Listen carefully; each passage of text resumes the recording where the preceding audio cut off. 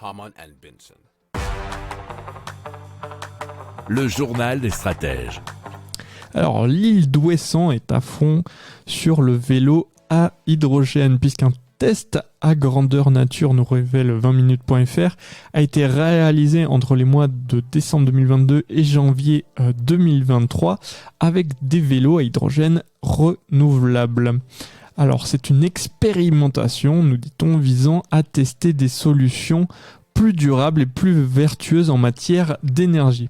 L'hydrogène est produit par Sabela à partir de l'électricité provenant de l'hydrolienne installée dans le passage du Framver. C'est un lieu en mer situé entre l'archipel de Molène et l'île d'Ouessant, où les courants, nous dit-on, sont très forts. Et c'est notamment mis en place et mis en service par H2Grem.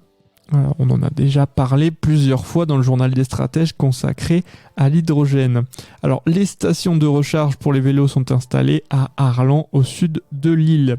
Alors, l'objectif plus global de l'île d'Ouessant, c'est de produire 50% de sa consommation en énergie renouvelable en 2023 et 100% en 2030. Et puis, comme on vous parle de vélos à hydrogène, on fait un petit mot.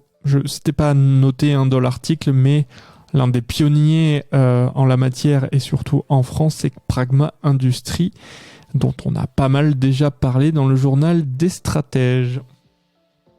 Si vous aimez cette revue de presse, vous pouvez vous abonner gratuitement à notre newsletter qui s'appelle La Lettre des Stratèges, LLDS, qui relate, et cela gratuitement, du lundi au vendredi, l'actualité économique, technologique, énergétique, mais aussi de l'hydrogène et puis de tout ce qu'on trouvera super intéressant pour votre vie.